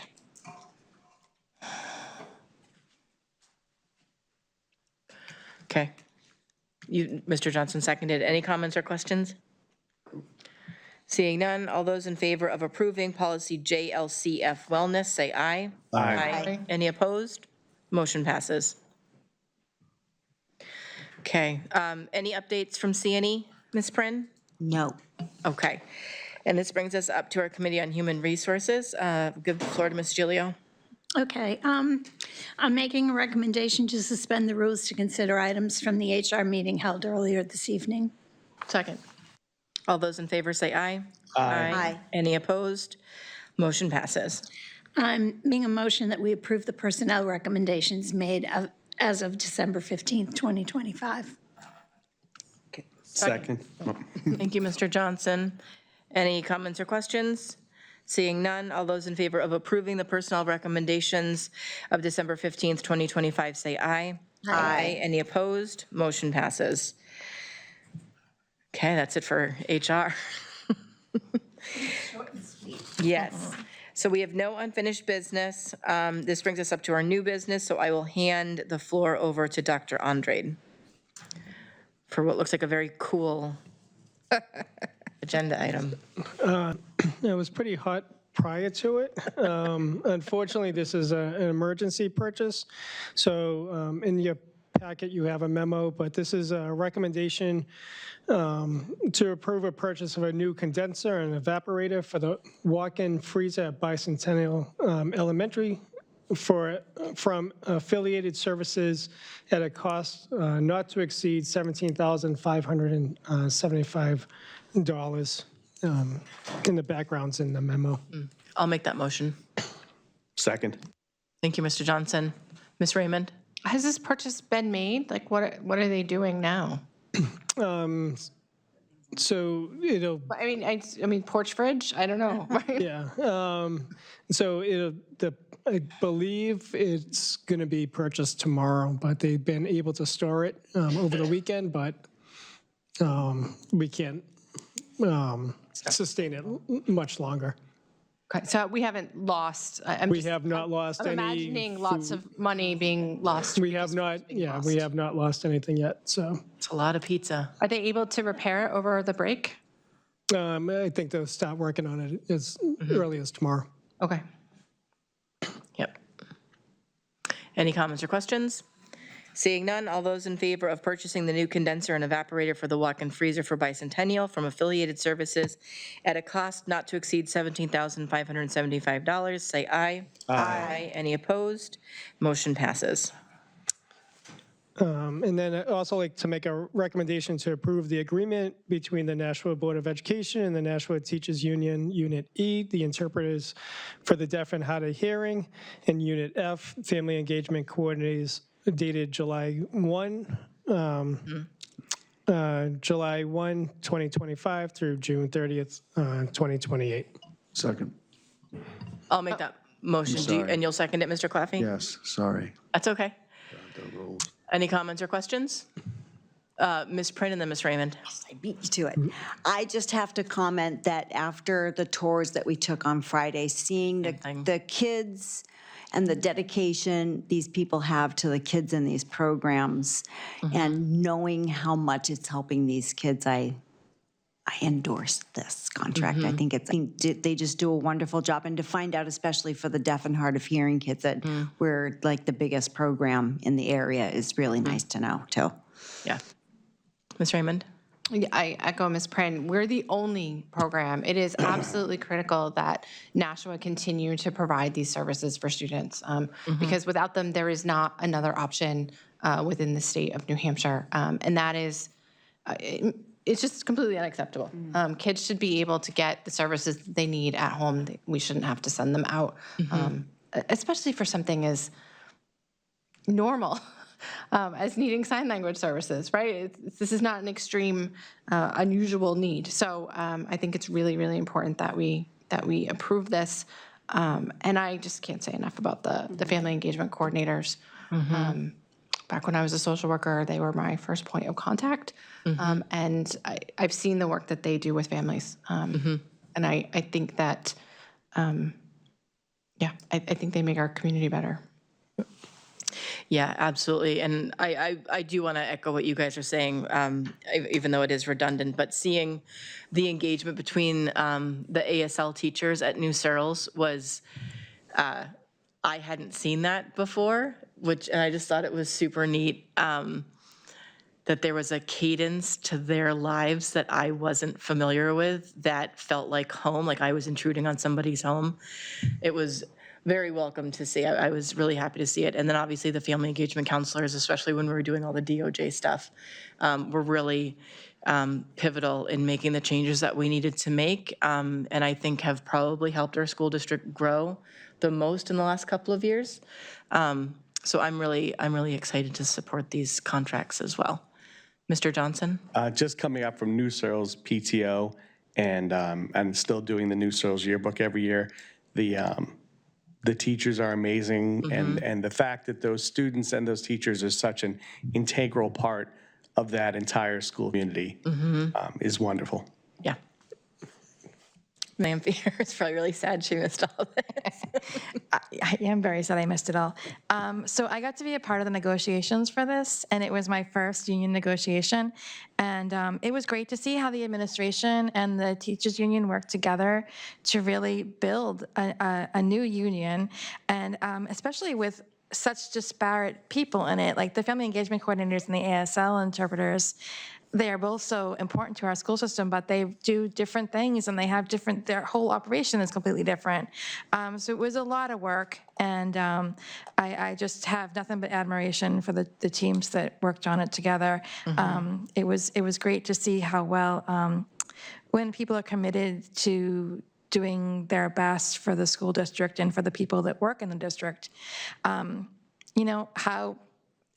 well everything can go together. Thanks. She stole my thunder. Yeah, I also want to thank the negotiating teams for really working collaboratively from scratch, and not too often do you have the opportunity to write new contract language. So it was a good opportunity to start with the why and get the language that was necessary into these contracts. So I want to thank both the negotiating teams for really the collaborative approach. And I'm really happy that we have a contract for these two units. I'm really looking forward to continued partnership with the Unit E and F. Thank you. All right, seeing no other comments or questions, all those in favor of approving the agreement between the Nashua Board of Education and the Nashua Teachers Union, Unit E, interpreters for the deaf and hard of hearing, and Unit F, family engagement coordinators, dated July 1st, 2025 to June 30th, 2028, say aye. Aye. Any opposed? Motion passes. Okay, brings us up to our last piece. Yep, and just, it's more informational. In your packet is a draft agenda for the next calendar year. I know we'll have new board members next month, but we wanted you to start looking at potential cadence of when the meetings would happen, days of the week. What's also important to look at is come February, and when we will start having budget discussions and budget hearings. So you will see from late February through early March and some potential dates for our budget presentations, budget deep dive, possibly public hearing on our budget approval, all prior to March 13th. The city has asked us to forward a board-approved budget by mid-March. So it's going to be quick. Yeah, much quicker. Ms. Raymond? Thank you. So I have a couple of things. One, I was really disappointed to see the lack of curriculum and operations curriculum and evaluation meetings. There are only two. There's like two for the whole year. We have a comment for that. So I would very much like us to get back to having routine curriculum meetings. And two, on the budget deep dive, I noticed that week of the 23rd, There's a BOE meeting, the budget deep dive, and the JSSBC, and that is February vacation, which might make it less accessible to both members and the public and other people. So I don't know. I know it's a huge ask to have it moved up a week, but it just feels like the night that and public comments that everyone really needs to be here. So that was part of why we wanted to bring it here. That week in the month made the most sense, but we didn't, and obviously we'll come back to this and vote on it next year when the new board members are in, but we were thinking because there are less people with kids in school on the board, if that would make for more board members' availability that week instead of people being away. I don't know. So I don't know how the rest of the board feel. I know I don't go and do anything on February vacation, but Mr. Hoffman is here. I just wanted to bring it to everyone's attention. I know, and I wanted to reach out to Mr. Hoffman too to see what he felt in regards to teacher accessibility. He's got a thumbs down on that one. Okay. And then the 11th of March is the budget approval tentative date. That is also parent-teacher conference night for the spring semester for the high schools. And so some of us are big nerds who irritate the heck out of our kids by going to every single parent-teacher conference. So that might be challenging to have the full board available. I hate having to choose between connecting with my kids' teachers and connecting with board stuff. I try to choose the board, but. Right, when we have notice. Ms. Prin? Just a little question too. Do we do meetings on holidays? Because I see there's a finance and operations on Martin Luther King holiday, so I wasn't sure. I don't, yeah. I feel like we did last year too. Oh, I'm not on finance and operations. And I might. We'll figure that out. Okay, so F&O. What's the policy on setting meetings?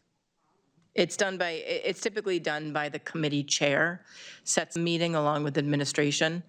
Right, typically there has been a designated day of the month that the meetings happen. It's been like this, I don't know, since way before I was on the board, that typically policy is on a Tuesday, and it's usually the third Tuesday of the month.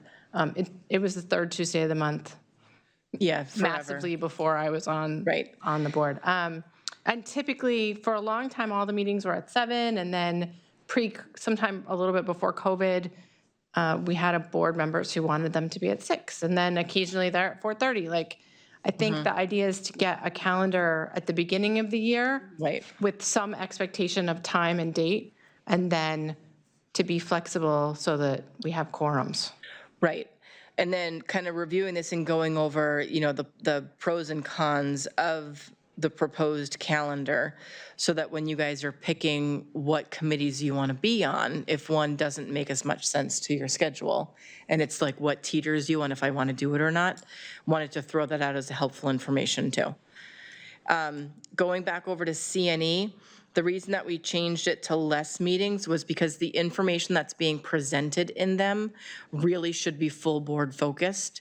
So the presentations that would have been happening in CNE, we want to bring to full board, because we find when they happen in CNE meetings, people don't always review them and watch them.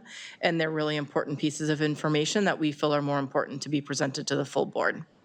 So CNE would be mostly curriculum changes. You can speak to that.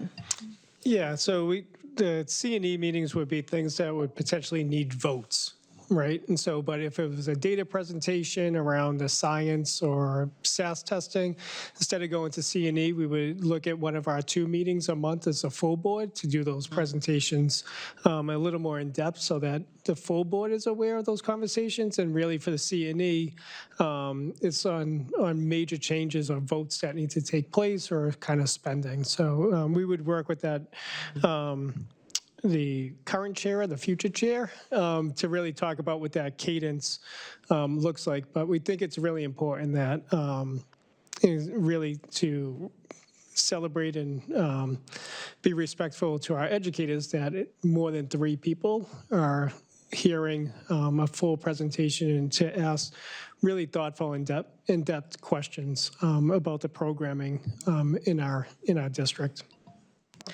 And then going on to HR committee, the same thing, meeting quarterly to update job descriptions, things that we would need votes on, but the full personnel recommendations, because they need to come to us for a full vote anyway, we might as well just present that within the meeting instead of essentially having duplicate meetings within a couple of hours of each other.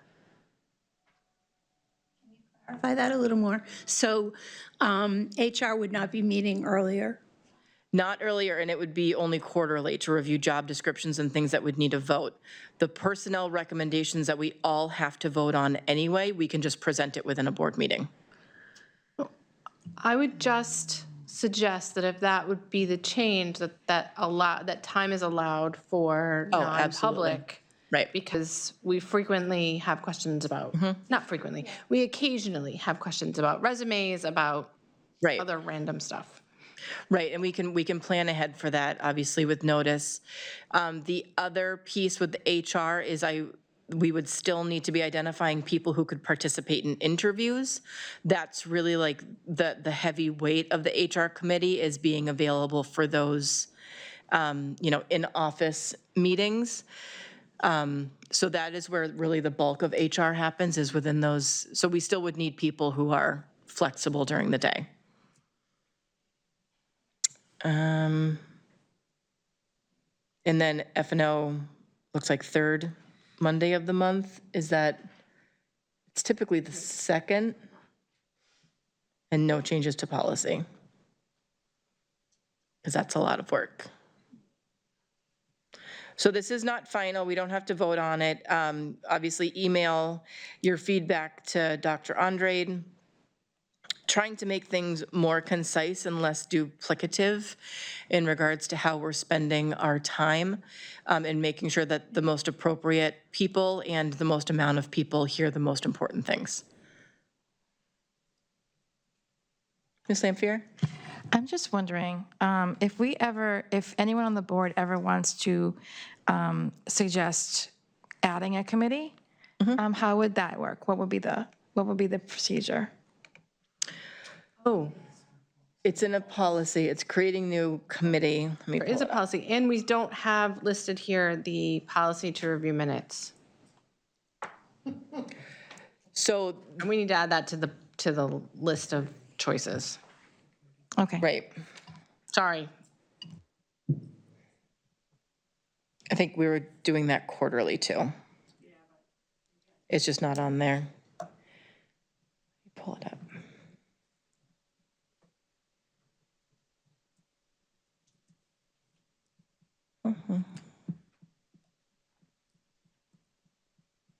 Does anyone else have any comments while I look this up? I'm sorry, I'm just going to answer the question. The policy is BDE, committees and delegates, and it says that the board has 5 standing committees: curriculum and evaluation, which shall advise the board on curriculum and assessment and how to best communicate the results to the public. Policy on new policies and review of old, finance and operations on ongoing financial stuff, et cetera. Budget on development and evaluation of adoption of the budget. And HR shall advise the board on developing, hiring, managing, and evolution. It says, it doesn't say, it has limits for length of meetings, but it doesn't say anything about how often the meetings should happen. And then it says that we can create additional ad hoc committees if we want, like on an ongoing basis by a majority vote. But if we want to add more standing committees, we probably should add it to the policy, like the one about the minutes. We should probably pull this policy, BDE, and put it, add that one. But it also says that you can't chair more than one standing committee, right? Except for the budget committee. So, right. Yeah, that's it. Okay. So I'll have Ms. Kinsella send out that list of committees that we all want to be on, so that when we come back for our January 5th, or you can email them to her earlier so we can organize before that. But just trying to get ahead of all of the work that happens in January. And do you guys have anything else to add in regards to the calendar? Okay. Okay. Mr. Claffey, what do you want to chair for next year? The living room one? You gonna watch us every other Monday? I didn't hear a no. Okay, so that was just informational. Thank you guys for participating. This brings us up to our liaison reports. We have Ed Council Wednesday, so we'll have some information from there. And I don't think, we haven't had JSSBC.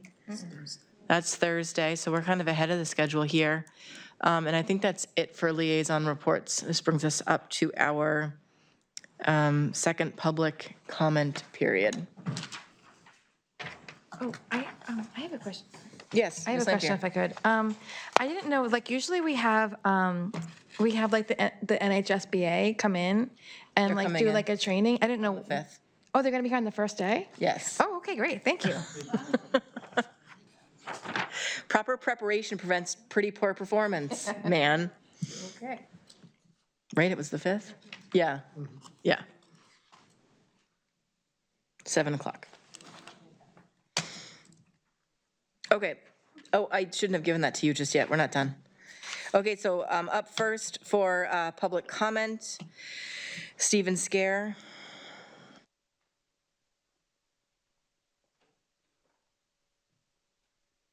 Stephen Scare, 111 East Hobart Street. I'm responding to board member comments from the November 17th meeting.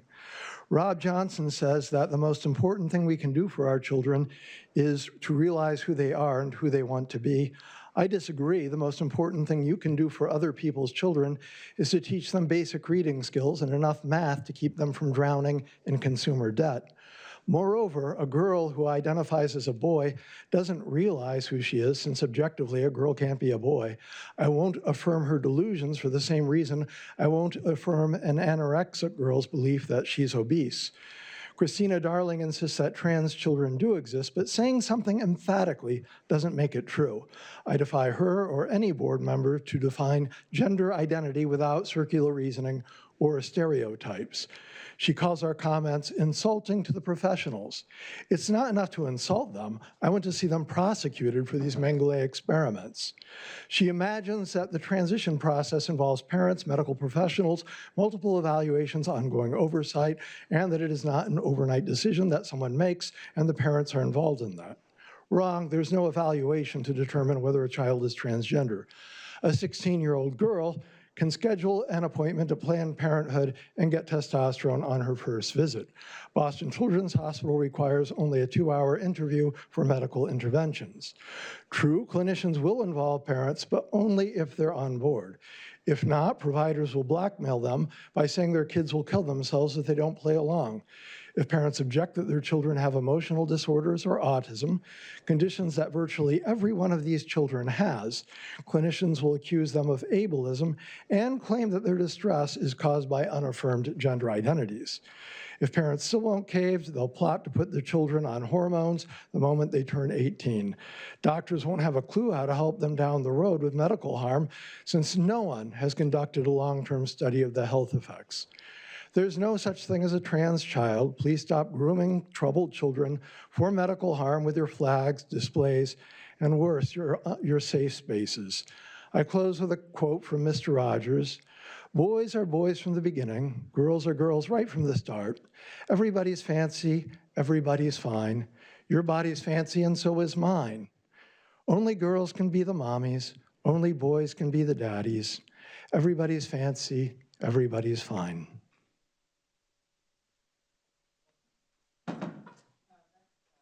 Beth Scare? Beth Scare, 111 East Hobart Street. I'm responding to the Board of Education members' comments on Policy AB, the Parental Bill of Rights. Jen Bishop, you said it's really horrible that we have politicized a child's journey into adulthood. Christina Darling said, I'm disgusted by the rhetoric that treats real children as these political talking points. Our job is to keep kids safe, not rewrite their existence to fit our narratives. I feel like I'm in an upside down world. You, Jen Bishop, and board members Rob Johnson, Christina Darling, Neil Claffey, Kristen Prinn, and Heather Raymond have all politicized gender-confused children and the difficulties they and their families are going through. Children are being groomed at Nashua schools into believing they can change sex. I have evidence for that, so don't tell me it isn't happening. When impressionable children latch on to that belief, you advocate for hiding a child's name and pronoun changes from their parents, and this is critically important information. Ms. Darling said, no teacher, no school board member, no random belief puts an individual on hormones. That process involves parents, medical professionals, multiple evaluations, and ongoing oversight. Unfortunately, teens can get hormones on their first visit to Planned Parenthood. And in Massachusetts, our next door neighbor, minors don't require parental permission to get hormones, and they don't have to be residents of Massachusetts either. I wish that what Ms. Darling said were true, but she was lied to. And we did not accuse school staff of performing these treatments at school, but Governor Ayotte recently signed a law prohibiting school district personnel from transporting students to medical or mental health appointments, visits, or procedures without parental consent. I hope that the Nashua School District has adopted a policy for that too as well, so that school staff aren't bringing teens to Planned Parenthood for hormones. In other New Hampshire school districts, school staff have taken students to get abortions without their parents' knowledge. This happened just a year ago. Thank you, Ms. Bishop, for bringing up Mr. Rogers. We could use his loving and common sense approach to children these days. In his song, Everybody's Fancy, he emphasized self-acceptance and acknowledged biological differences in simple terms for children. Mr. Rogers' lyrics tell the truth. Boys are boys from the beginning. Girls are girls right from the start. If Mr. Rogers were still alive today, maybe we wouldn't be dealing with this. Thank you. Gary Hoffman.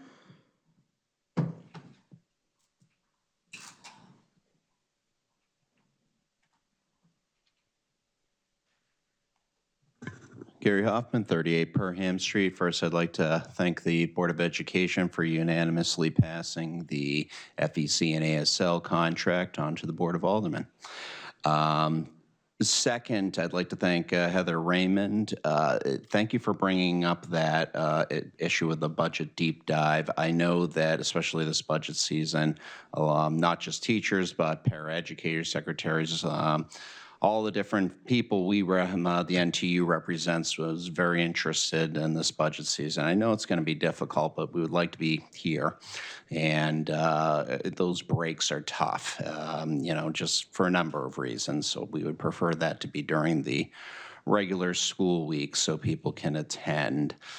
Furthermore, speaking about the budget, I remember last year was a little bit atypical when the budget is brought forth before the board. If there are cuts to positions or repurposing, I'm hoping to see those positions brought before the board so you can take a deep dive into it. I feel like that didn't happen last year. I feel like we did more what the aldermen did, which is just approve the actual number. But we really need to see the positions. That was done in previous years, for example, I remember last year we lost a couple secretaries at the high schools that were, we feel the NTU were very important. If those tough decisions need to be made, the final decision really needs to be at the Board of Education. It has happened in the past. It's always happened in the past, but I don't remember it happening so much last year. So when we're coming forth to this budget season, please make sure that happens. I will continue reminding you. Last thing, I'd like to thank Christina Darling, who's not here, and Neil Claffey on your service. It really takes a lot to step up to serve in the school board. I mean, it's more than Board of Aldermen, especially it's a 4-year commitment. You're just a ward alderman, they only do 2 years. You don't always know what you're getting into. It can be a lot.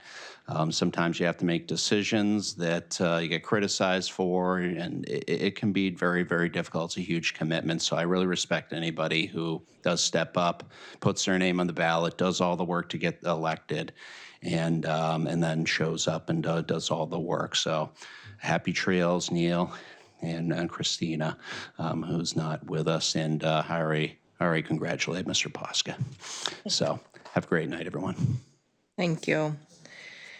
This brings us up to our board member comments. I'll start over here with Ms. Raymond.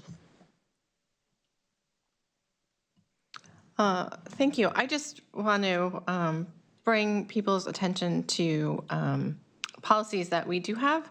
And Nashua takes the safety of our students extremely seriously. We were one of the first and possibly only districts who has created a policy on electronic communication between employees and students. We made all of our teachers and coaches get apps that parents are a part of, so that there is always an adult monitoring texts and communications that happen. We also have policies governing whether or not school staff are allowed to drive students anywhere. And it requires both parental consent and the consent of an administrator in the building. So I just want to be very clear that we take this stuff really seriously. We want both our students and our staff to be safe at school and at school-related activities and after school, anytime that they are associated with the school at all. So that's all. Also, I hope everyone has a lovely holiday. Ms. Brin? I'd just like to take this moment to wish everyone happy holidays and especially happy Hanukkah for those who celebrate. Thank you. Mr. Claffey? Thank you all for putting up with me 4 years. Mr. Hoffman, thank you for your kind words, and thank you for helping me out. I know you knocked on a lot of doors for us, not just me, but thank you. I don't know. Ms. Raymond, you were a great chair. I think you were the first 2 years. President, excuse me. Ms. Bishop, great work. Those of you who, congratulations on getting reelected. Ms. Lampier, Mr. Posca, as I said, they're lucky to have you. Ms. Scarpati, Dr. Scarpati, thank you for coming here, coming on board. Dr. I told my wife I wasn't going to say anything. Dr. Andre, you're waiting. Say, you know, I had some bad votes, and when I didn't vote for you, it wasn't personal. It was because I felt like we were in a pinch, and it was for us. So I regret that vote. And then you certainly would get my vote. Well, you got my vote on the latest, what I think. So y'all have a great holiday. Thank you. Mr. Johnson? I'm just going to miss our outgoing board members. I think they both had a lot of things to say, had a lot of important things to say, and really had a lot of influence on this board. And to welcome our new members in. Thank you. Ms. Julio? I want to thank the outgoing board members and our students who have done such good work for us. And I want to wish everyone happy holidays. There are many holidays that are coming up during the next 3 to 4 weeks. And although my son was very upset that we have an especially long vacation this year, I was one who spearheaded it and voted for it and encouraged it. And I think that our staff and our students deserve 16 days off. Thank you.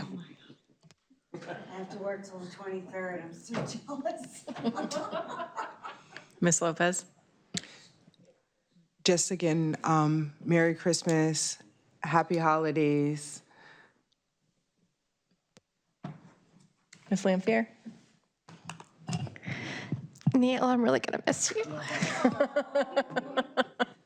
You've been here from the start when I first came on, so it's not going to be the same without you. And, I hope you enjoy your real retirement. Your real retirement. I want to echo happy holidays, happy Hanukkah. I know that started up last night. Merry Christmas and all of the other holidays that happen during our winter seasons. I look forward to seeing you guys in the beginning of January. I hope we enjoy our couple of weeks off. I feel like we always miss each other when we haven't seen each other in a significant amount of time, which to me, 2 weeks is. But yeah, I'm gonna miss Mr. Claffey. I've enjoyed sitting across the way from you and just being around. This has been. Motion to adjourn? Wow, can't even discuss that one. All right, I'll second that. All those in favor of adjourning, say aye. Aye. We are now adjourned. It is 8:07 How did PM. I miss it?